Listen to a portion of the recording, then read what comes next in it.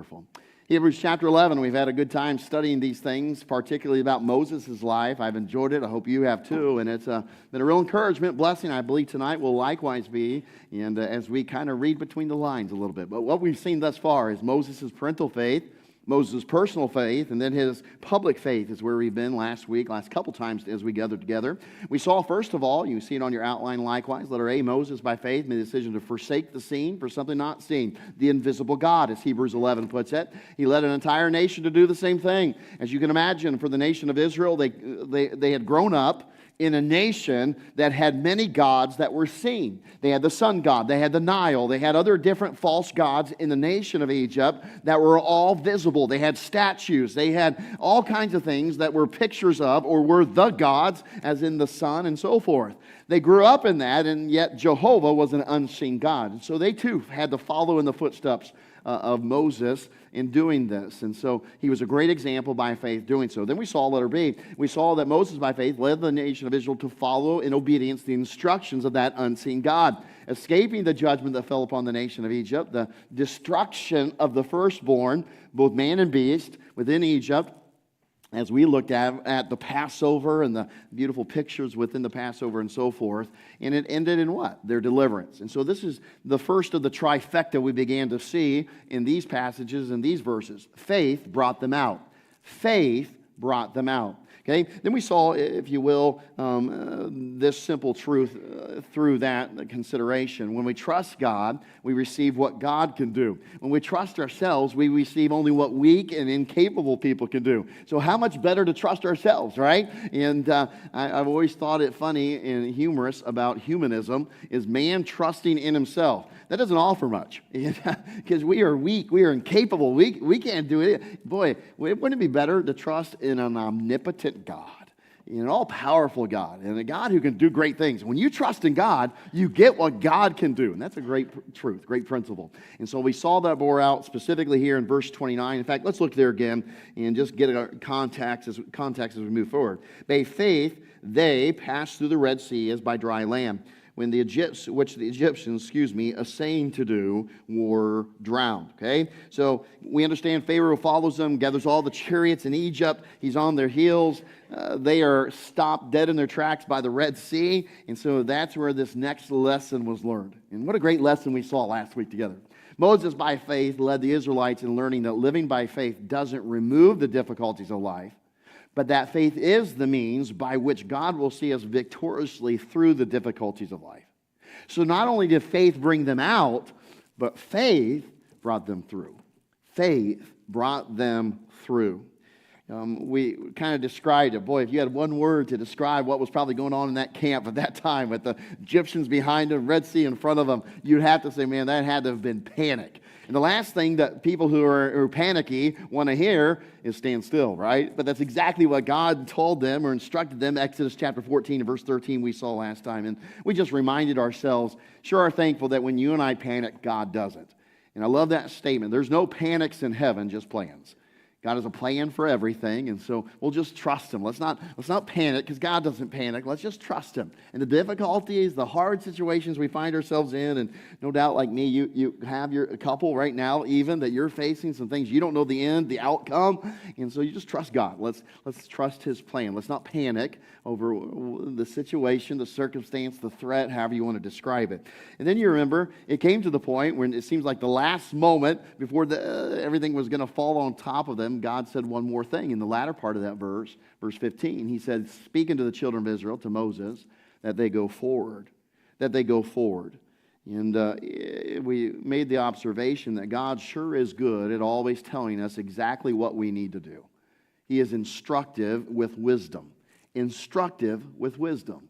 And so He does here. And so sometimes He tells us what? Stand still and trust. Just stand still and trust. I'm working behind the scenes, we said last time, right? He's back there working and so forth. Let him do it. Just trust. Stand still. Other times, as He told the Jews here, go forward in faith. Go forward in faith, okay? And I've gone before you. I'll take care of it. And we made the observation, when we have to go forward in faith in any circumstance, situation, it requires bravery.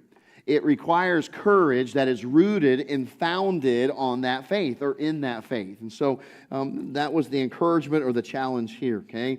And sometimes whether we're supposed to stand still and trust Him or whether we're supposed to go forward in courageous faith, sometimes we feel like we can't overcome our circumstances, our difficult situations. And we can empathize with the Jews because they likely felt the same thing. As they looked behind them, they look ahead of them, and they saw all of this. We made this observation. No doubt, fear threatened to choke their faith. And I often have thought, we know the devil, he's the author of lies, the father of lies, but he is also the author of fear.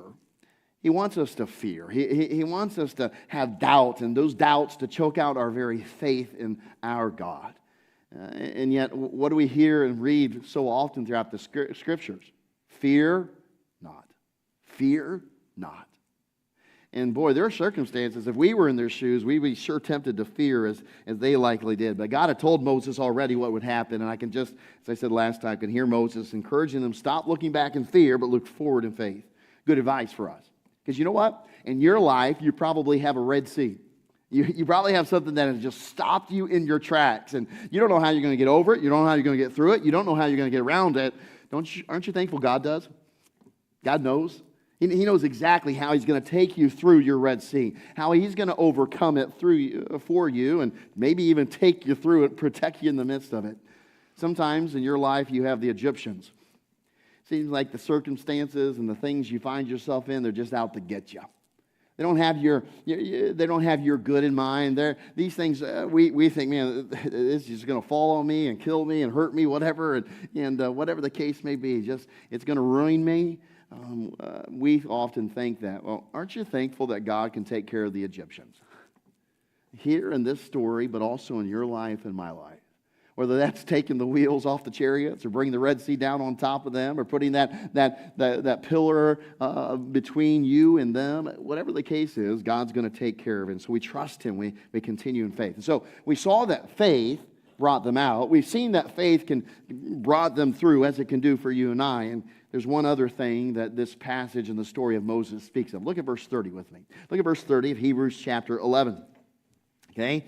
By faith, the walls of Jericho fell down after they were compassed about 7 days. All right, now, we've read verse 29, we've read verse 30, haven't we? Now, you think about the life of Moses and even the Israelites. Between verse 29 and verse 30, we sure have skipped a huge portion of the life of Moses in the story of Israel. You think about the miraculous events during their journey in the wilderness, from Egypt to the doorstep of the Promised Land. You think of the generation that lacked faith there on the doorstep of the Promised Land. You also think about the 40-year lesson the next generation learned about faith and trust. I don't know about you, but I don't like the idea of being in school for 40 years, amen? And so here they are. The 40 years is with the story that's kind of skipped in between 29 and 30. It's not alluded to, if we could put it that way. And then that anticipated last journey back to the doorstep of the Promised Land. That's all here. It's verse 29 and verse 30. That's all kind of in there in that story. And so I want to dwell on that for a moment, particularly when we think as they now arrive back at the doorstep of the Promised Land. We think about this, yet there is what we might say, there's a sad note to the story. There's a sad aspect about it, and it ain't working for some. Thank you very much. It's not working. Okay. There's a sad note to the story here. Here they when they first came to the threshold of the Promised Land. You remember Moses and Joshua and Caleb. These were the ones who were faithful to God and said, you know what, we can go do it. And 10 spies were bad, 2 were good, right? And as the little kid song goes, and Moses was right there with them. Hey, we can go do this. We can handle this. We can take this. God said it. God promised it. So let's just go forward in faith. And yet the other leaders, the other spies, the leaders of the tribes too, the people didn't want to. They said, we can't do this. They didn't walk or live by faith. They walked in fear, right? Look how big they are. We're grasshoppers in their sight. The walled cities are too great. We can't do this. Fear overtook them. Fear choked out their faith in that moment. And so in doing so, they paid for it. They paid for it, that generation did, by missing out on the blessings that God had prepared for them within the Promised Land. Can I just tell you right now, whenever you and I exchange our faith for fear, it always costs us something. It always costs us something. Whenever you and I in life, when we choose not to live by faith and we'll live by sight or we'll live by fear, whenever we do that, we exchange faith for fear. Boy, it always costs us something. Often the blessings of God, the opportunity to see God go to work, God to do something miraculous, God to do something wonderful on our behalf and in our lives. And we lose out on that as this generation did. Yet in that terrible moment, do you remember what happened? God had basically said, all right, I'm just going to destroy y'all. And there was one person that spoke up. There was one person who came to bat for him. Not really defended them. You can't say that because there was a lack of faith, and he certainly knew it. But he pleaded for them. He was an intercessor in this moment, and that was Moses, right? Moses did this. You remember what he said to God? It's quite instructive. It says the Lord, he's telling God this. You said it, you've written it. The Lord is long-suffering. Jehovah is long-suffering. He is of great mercy. He is forgiving iniquity and transgression, by no means clearing the guilty. In other words, we understand there's consequences, God. We understand it must be punished, but you forgive them. And by no means clearing the guilty, visiting the iniquity of the fathers upon the children and unto the third and fourth generation. Don't miss that, because Moses right now is identifying a truth, a principle. Can I just tell you right now, when we don't live by faith, when we don't walk by faith, when sin is even involved, it affects many more people than just us. And that's what he alluded to. God, I know that's the case. I know that's reality, okay? Then he goes on, pardon, I beseech thee, the iniquity of this people. You can just imagine some people say, why should God do that? Not because they deserve it, not because of their own merit, not because something about them. No, do it according unto the greatness of thy mercy. Boy, if you're going to appeal to God about something, you and I have nothing to offer, nothing to appeal of our own to him for. We appeal to him of his own mercy, his own long-suffering, his patience, his love, his goodness to us. And that's exactly what Moses does. It is quite instructive in theology, this little prayer, this little beseeching of God on behalf of the Israelites. And as thou hast forgiven this people from Egypt even unto now. Don't you like this? God, I realize you've had to forgive them ever since we left Egypt. It wasn't long till we got across that Red Sea. They were already whining and complaining. On the other side of the Red Sea, they were complaining about the Egyptians. They were complaining about the Red Sea. God, I know all along the way you've had to forgive them. Would you just keep doing it? Would you just keep forgiving them? You know, what a powerful, passionate intercession by Moses. And what's interesting about that is that there was another sad, terrible consequence. Not just the generation missing out, but a consequence that made the next time. As we come to verse 30, and this next time as the Jews and the Israelites are coming into the promised land, this sad reality and consequence comes to bear. Because what we had just alluded to, what verse 30 alludes to, was very bittersweet for Moses. Did you not miss it tonight? You see, between 29 and 30, something happens. We know it. Many things happen. But one of the things that happens in here, in this, we find out that Moses is no longer on the scene, right? We know that he was not allowed to enter the land of the promised inheritance because of his own sin, his own disobedience. It is something that God made clear to him. We don't want to miss this. This needs clarity. Because there's some things we'll see later that talk about the consequence of those Jews' decision there the first time they came. But here they are. They're here 40 years later. It is the next generation, Caleb and Joshua with them, and they are here now on the threshold, but now Moses can't go in. Moses is not going to be permitted to go in. Why is that? Well, let's look at the passages and understand. Deuteronomy chapter 32, verse 51. God speaking to Moses. Because ye trespass against me among the children of Israel at the waters of Meribah Kadesh in the wilderness of Zin. Okay? Because ye sanctified me not in the midst of the children of Israel. I would have you see immediately the personal pronouns. The reality of the reference to you. You did this against me. Okay? Ye trespassed against me. Okay? And so he's telling Moses, this is the consequences of what you did, no doubt. Another passage, Numbers chapter 27, verse 14, says, for ye rebelled against my commandment in the desert of Zin. In the strife of the congregation. That's key. That's the context. This wasn't a good time for the nation of Israel. This was not a good moment in their history. Okay, this was a bad time. What happened there at Meribah Kadesh, there in the wilderness of Zin.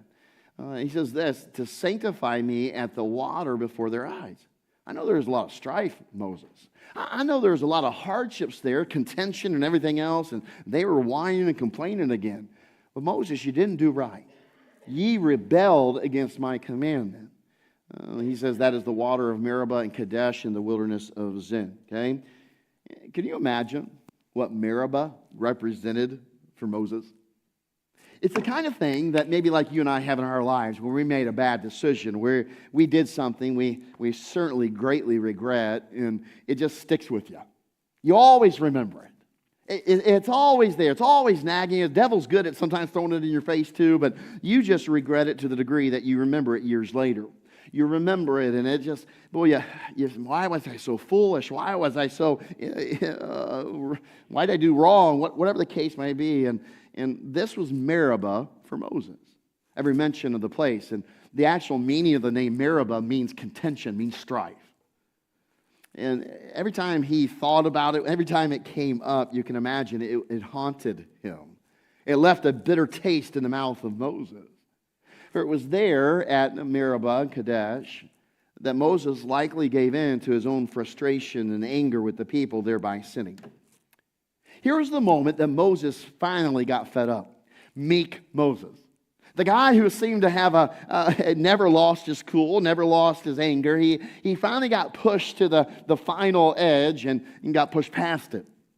That's what seemingly happened here. The Israelites were once again complaining. They were blaming them. They had gathered against Aaron and Moses. They blamed them. You brought us out here to die. The same old, same old. They'd been hearing all the time, all the criticism and everything else, and whining, complaining, and so forth. They didn't have water and everything. And they came to Moses and Aaron, hit them up again. Moses and Aaron go before the tabernacle. God speaks to them and says, hey, go do this. Go bring water out of the rock. You go ahead and speak to the rock. I'll do it. Now listen, don't miss it. Moses goes, he gathers the people around the thing, and he says something that kind of tells us what happened in his own heart. He says this, and I'll paraphrase a little bit. He basically says this, must I bring water out of the rock? And you can just tell contextually as you read it, it's like, okay, he's fed up with it, right? They've just been all over him. And the Bible tells us he not only hit the rock once, but he hit it twice. When God says, speak to the rock, and that's kind of interesting. You've got to wonder what that, what it would have sounded like if he had gone forward and spoke to the rock, Mr. Rock, or whatever, or bring forth, let there be water come out of the rock now, whatever that may be. But he didn't do that. And I think it's that statement is indicative of his frustration, of being pushed to the past, finally fed up, if I could put it that way. And when he said, must I bring water from this rock? In that anger, he felt in obedience to God. He hit the rock twice and not speaking to it. In fact, both he and Aaron paid the price. Sometimes Aaron gets forgotten in this, but here's what happened. Numbers chapter 20 is where it occurs. And the Lord spake unto Moses and Aaron, because ye believed me not. A little lack of faith.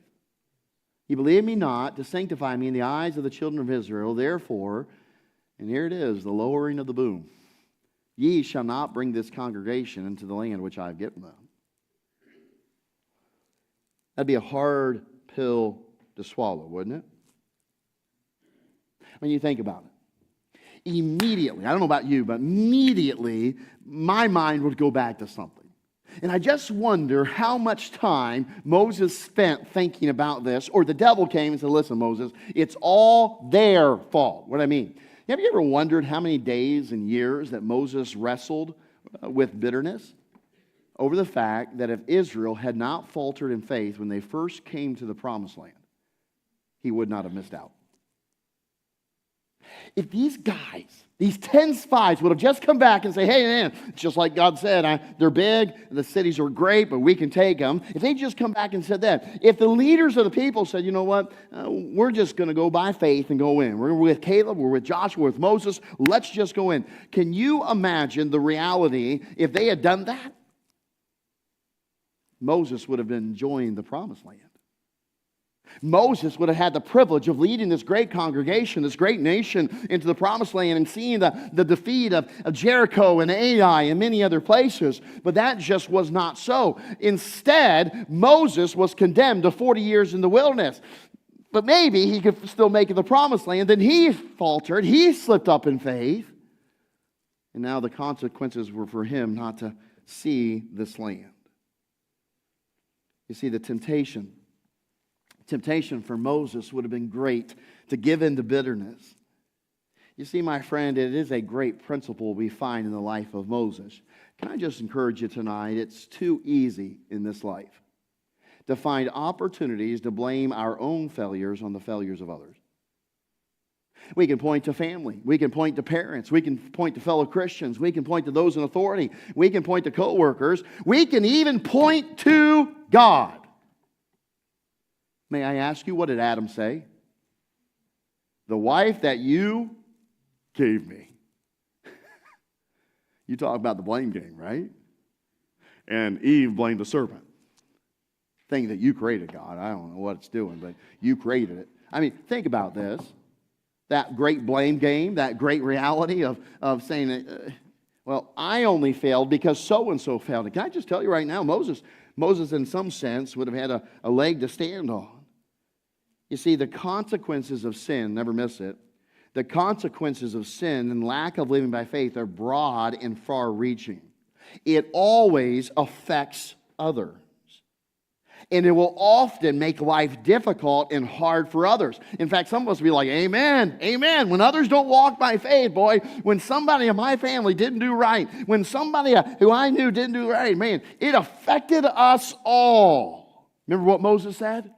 He said, God, I realize that sin, iniquity is visited upon generation to generation to generation to generation. Families are affected. Churches are affected. People are affected by other sin and their lack of living by faith.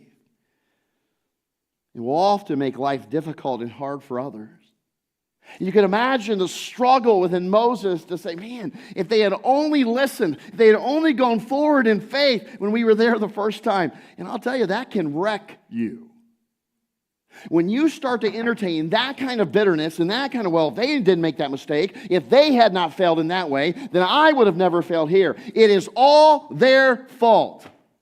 And yet God teaches a crucial principle in this story. You say, what is that? It's this simple principle. Okay? Each one of us, we can and or will and can only answer for our own obedience and our own living by faith and obedience, or not doing so. Each one of us will and we can only answer for our own obedience and our own living by faith and obedience, or not doing so. And that's exactly what Moses is reminded of in the moment by God himself. He said, listen, you rebelled against me.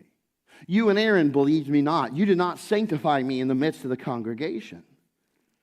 Yet from a human standpoint, you know what we'd say? Man, Moses has a legitimate beef. He has a valid gripe against Israel, the leaders of the tribes that didn't want to go in the promised land. In fact, it's something that Moses says later. Right before verse 30 and what we read and them conquering Jericho and God leading them to do so and doing so by faith, we'll see in future weeks. Do you realize that Moses reminded them that they played a part in the consequences he faced? Here's what he said. Don't miss it. 2 verses we'll look at. The first is this, Deuteronomy chapter 1 and verse 37. He's doing some final instructions. He's giving some final advice and counsels. They head into the promised land as Joshua's about to take over. Here's what he said. Also, the Lord was angry with me for your sakes, saying, thou also shalt not go in thither. He repeats it just a few chapters later, Deuteronomy chapter number 4, I believe it is here. Deuteronomy chapter number 4, verse 21. Furthermore, the Lord was angry with me for your sakes, and swear that I should not go over Jordan, and that I should not go in unto that good land which the Lord thy God giveth thee for an inheritance. That's some powerful words. These are tough statements.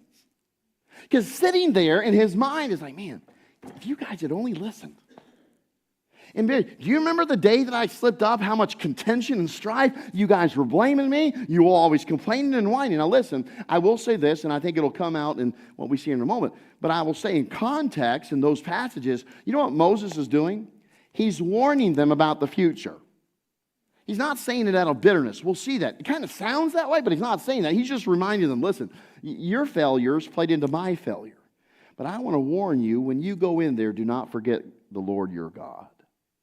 Don't forget him. It was very much an admonition of a father and a loving leader who didn't say, listen, it's all your fault. It's all your fault. If you guys had just listened to me 40 years ago when we were right here at the same spot, if your moms and dads and your grandparents had listened to me, then I would be able to go in with you. You don't hear that, do you? You don't hear it. You say, well, man, I get it. I can understand why somebody might say that. Why wasn't Moses like that? Can I just tell you one word? Faith. Faith. It affected him and how he reacted to a situation that he could have clearly and reactively got angry about. But I will say this, I believe that there is some truth to the fact that he would have struggled, right? No doubt he struggled with the reality of what had happened, just as you and I would struggle with the seeming unfairness, the injustice of it all. The consequences he faced that seemingly started with their lack of faith and disobedience. And here's the hardest part for many of us. It's out of my control. I told them they should have gone in. I begged them to go in. God, we were sitting there, Joshua and Caleb and me, we were asking and pleading with them to go in and to walk forward in faith, but they wouldn't do it. And now, because I slip up, I've got to miss out on the promised land. I just put it this way. Once again, you know what happened? Real life struck. This is life. This is life being hard. What it does best sometimes. You and I can suffer for the consequences of others. Yea, we can suffer for our own choices. That's exactly what happened to Moses. There's no doubt of that. But yeah, was he put in a position? Was it a difficult situation? A hard? Yes, yes. In fact, Moses gives us a glimpse into his heart concerning this struggle. Would you turn with me, and you can keep your spot here if you like to, but turn with me to Deuteronomy chapter 3. This is an interesting, again, as we would believe that Moses has written these first 5 books. This is an interesting insight that I believe Moses himself gives us into his own heart and mind. The things that were transpiring concerning this whole situation. Deuteronomy chapter 3, verse 23 says this. And I think he just gives us a little glimpse. Here's his prayer life. Here's what he was saying to God when he's not in front of the crowds and not in front of the congregation. Here is Moses being Moses. Here's the heart of Moses comes through in his prayer. And I besought the Lord at that time, saying, O Lord God, thou hast begun to show thy servant thy greatness and thy mighty hand. For what God is there in heaven or on earth that can do according to thy works and according to thy might? I pray thee, let me go over and see the good land that is beyond Jordan, that goodly mountain in Lebanon. Now let's stop there. Great prayer. He's asking God, I know I slipped up. I know I messed up, but can I just go see it? Lord, I've tried to be faithful in life. I tried to lead this nation, and boy, these last 40 years have been hard, God. You know that, but would you just let me go? Would you let me go see the beautiful mountain and see Lebanon? Let me see these beautiful things. You can just read into it and feel he's pleading with God. He's asking God. He's begging God. God, can I just do it? Can I go see it? Have a little mercy? I said, according to your great mercy, Lord, I know you have great mercy. Notice verse 26. The Lord was wroth with me. Here it is, for your sakes. And would not hear me.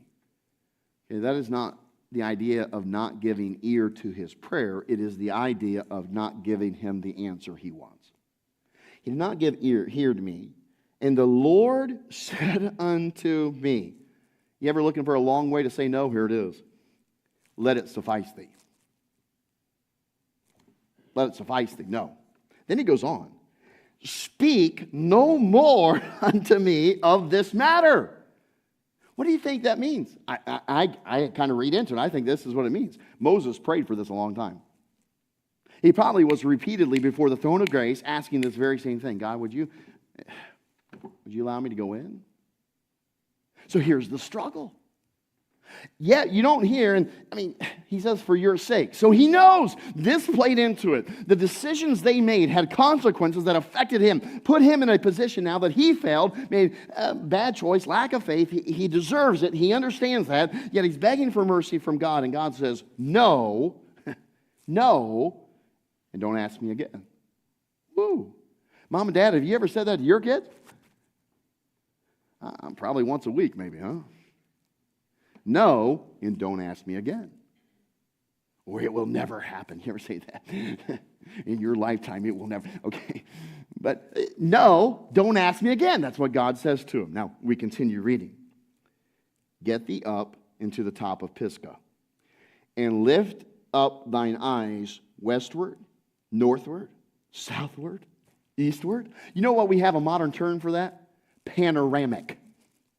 Isn't it? Get up in the mountain, northward, southward, eastward, westward. Look all of these directions and behold it with thine eyes. For thou shalt not go over this Jordan. Now, can I just tell you something? When we're begging God for mercy, you know who we like to define mercy? What it looks like? You and me. But what we just read is the mercy of God. Moses, come away into this mountain, and before you die, you're going to be able to see everything. And I don't know if it was some divine, miraculous thing where he really saw it. God gave him greater vision to see everything. I don't know. I've never been on Mount Pisgah to know. But what I do know, this is the mercy of God. Now, is that what Moses wanted in that moment? No, probably not. But it was still the mercy of God. He wanted to go in the land. Can't blame him. He wanted to go in the land and see it and work so hard for it. And he was there 40 years ago, but somebody else ruined it. And boy, you can think of it, I blame them. It's their fault, and I'm a victim. And boy, a lot of things that we hear today, don't we? My life, it's been so affected by their choices, and that person over there, they've influenced us so much. I had no hope. I had no chance. And I'm a victim of how that person has treated me and how that person has done. Can I just tell you, Moses could have claimed all of that. But he doesn't. Here's what's amazing. Verse 28. God says this, and do not miss it. Moses, I still have more things for you to do. But charge Joshua and encourage him. Whew. Encourage him. Strengthen him. For he shall go over before this people, and he shall cause them to inherit the land which thou shalt see. Hard to swallow. Decision's final. I said no, and don't ask me again. Stop talking about it. Yet there's mercy, verse 27. You're going to see the promised land before your death. Now, may I just say this, and let's just be honest. A lesser person of faith could easily become enraged with bitterness. He could entertain a victim mentality. He could take it out on the people of Israel in the days and weeks ahead and just be mean and unkind and vicious, or maybe even he could walk away from the whole thing. Tonight, if you and I had to give testimony of somebody who similar things happened to him, we could say, oh yeah, they played the victim now. They're just the victim. Oh, we might say, no, you know what? That person just walked out. They just gave up. When things got hard, and maybe that's part of reason because of other people's choices and things they did, life got hard, situations that they should have never faced, they faced now, and they just walked away. Some of us have met a person who seems unusually, unnaturally unkind and mean and cynical, angry. And part of the reason is because they reacted to things happening in their life, and people have done them wrong, and people have mistreated them, and people have made choices that have consequences in their lives, something they cannot control, just as Moses was in this case. Lesser person would have done that, but not Moses. Not Moses. He continues to walk by faith. He does what God calls him to do. And you know what we learned then? Number 4, letter D, I should say. Moses, by faith, he said no to bitterness. And sometimes we all have to do that. No, I'm not going to get bitter over this. I'm not going to let this ruin me because someone was unkind to me. If somebody made choices that affect me, I'm not going to allow it that to become the thing that I blame for my own failures. No, I'm not going to do that. He said no to bitterness. He submitted himself to the consequences of his own disobedience. All right, God, you said I can't go in the land. All right, I'll just do what you called me to do. I'll charge Joshua, encourage him. I'll strengthen him. I'll make sure he's ready. I'll mentor him however you want me to. And he finished his course in faith. I don't know about you, but I sure like this about Moses. He didn't throw in the towel. He didn't become a bitter old man to all those people of Israel, that next generation. He didn't take it out on them, be unkind to them. No, he didn't do those things. You see the last statement, what happened because of it. But his faith, the example he showed to this generation, they found out that faith can bring them in. Faith brought them out, faith brought them through, and now faith brings them into the promised land. You see, we now read of the last act of Moses. He brings the nation once again to the doorstep of the promised land. In doing so, he gives one last great example and encouragement concerning faith. He had brought them to the point where their faith now, it could take over. It could be the thing that now takes them into the land that God had promised and had prepared for them. That is what faith always does, isn't it? You know what faith always does? True faith, it always finishes the job. It always finishes the job. As you and I continue to live in faith each and every day, we can be assured that God's going to see us through. That each one of us that He's begun that work in, that He has started, He will see it through. We know the verse well, right? Philippians chapter 1 and in verse number 6 says, being confident of this very thing, that He which hath begun a good work in you will perform it. He will finish it until the day of Jesus Christ. See, faith always finishes the job. Our responsibility is to look forward in faith, finishing the job in our own lives by faith, living by faith as Moses did, because God has promised He will do it on His end. In many ways, we would say this, that Moses helped the nation of Israel to look forward in faith. He gave them, or imparted to them courageous, brave faith. He finished the job, because faith always comes through. It always finishes the job. Do you realize the obstacles he had to overcome? Do you realize what faith had to do in his own heart and life in order to finish the job? Can I just put it this way? You'll see the 3 statements. Okay? First of all, by faith. You know what he did? Moses, by faith, refused to give bitterness any room in his heart. And right now, tonight, you're thinking about someone that's done something that's affected you. Maybe in your family, maybe it's a friend, maybe it's someone you don't even know, and they've caused you could name it. Their choices have had consequences in your life that are uncontrollable. And my friend, can I just tell you, that is the greatest seed in the packet of bitterness. When you are seemingly suffering consequences because of somebody else's choices. And then we multiply that. We make it worse because we made bad choices somewhere. Then we want to blame them for our failures. He would not do that. Moses, by faith, said, no, I'm not going to give bitterness any room in my heart. Secondly, he refused to play the victim. He had a leg to stand on. He could have argued that, man, my beef with them is legit. It's legitimate. They did. Number 3, by faith, and I think this is probably most encouraging, he refused to quit because he was affected by the consequences of others' lack of faith and obedience.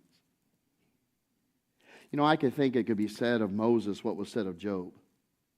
In all this, he did not charge God foolishly. He didn't play the part of a fool. He didn't say, God, I deserve it. I deserve to go in that promised land. Look at all I've done, how faithful I've been to you. Yeah, one slip. That's not what he says. Oh, he asks God to go in. He does that. But God says, no, I'll show you mercy. And by the way, there's one last thing by faith I want you to do. He doesn't charge God foolishly. Rather, he presses on in faith. He was faithful to what God would have him to do. You remember what it was? God commanded him here in verse 28. He says what? Pour yourself into Joshua. Charge him. Encourage him. Strengthen him. Mentor him.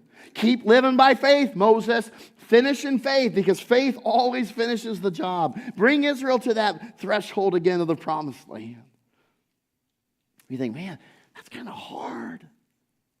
That's kind of hard for God to ask Moses to do. I mean, you read that. He says, I prayed, I asked God. God said, no, don't ask me again. By the way, you're going to need to train the guy who's going to do it for you. He's going to take your place. And I tell you, the flesh, that doesn't sound good. Flesh says, here's my resignation. I ain't going to train him. That's not what Moses said. Moses goes on and he trains Joshua. He mentors him and had been for some time over those 40 years, you can imagine. But can I just tell you this and never forget it? God is not asking Moses or you and I to do something that he hasn't already done. Say, how's that? Let me put it this way. I'll read it slowly so I don't mess it up. Have you ever thought how crazy it is that in the eons of time before God spoke this world into existence and created mankind, when God decided to create mankind and in his omniscience, he knew that Adam and Eve would fail miserably, thereby condemning mankind in their disobedience to God and messing up God's plan for enjoying his creation on this perfect earth. But yet, he went ahead with his plan, and he chose rather to also ordain a plan of redemption to gain back what sin had stolen from him. Why not scrap the whole thing and start over? Why not, in his unmatched omnipotence, change it all, force your will upon mankind? Why not in anger and bitterness over what mankind did to mess up your plan, after you did so much for them, destroy them as they deserve it? Why not?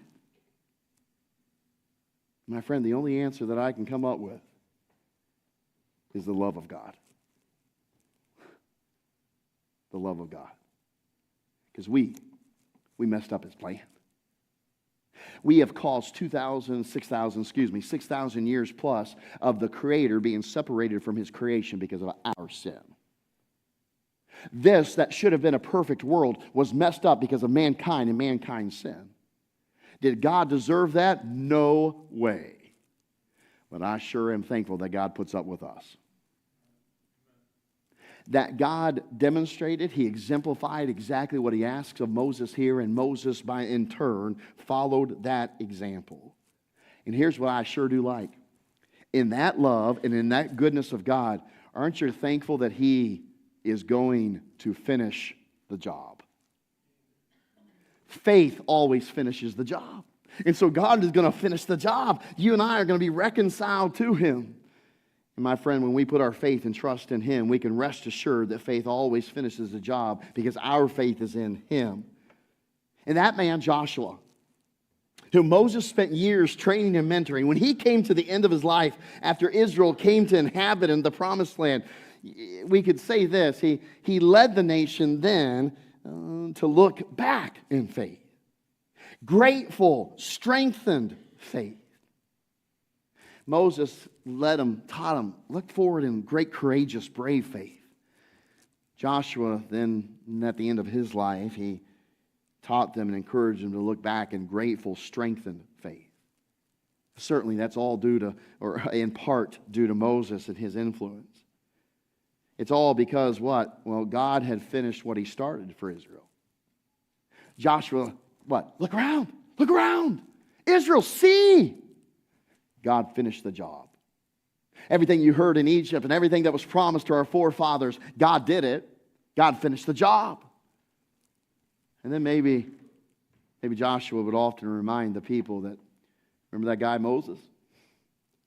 Moses finished the job. He took us out of Egypt with the promise of the promised land. It took a 40-year detour. I don't know about you, but I would hate to be on a trip that takes a 40-year detour. Amen? It took a 40-year detour, but he got us here by faith. He finished the job. Now, would you listen? Would you hear what Joshua says at the end of his life to Israel? Here it is, and we'll be done. He says this in Joshua 23:14. Notice it. And behold, this day I am going the way of all the earth. And ye know in all your hearts and in all your souls that not one thing hath failed of all the good things which the Lord your God spake concerning you. All are come to pass unto you, and not one thing hath failed thereof. Can I just tell you, faith in God always finishes the job. Could I encourage you tonight? Finish the job in faith. Your life, what God has called you to live, what He's called you to do, finish in faith. Don't get sidelined by bitterness. Don't play the victim. Don't throw in the towel. Don't give up. Don't quit. Just keep living by faith. Follow God's example, the example of Moses here. Find the inspiration in the stories that we have in front of us and finish the course, knowing the power of faith and the power of your God.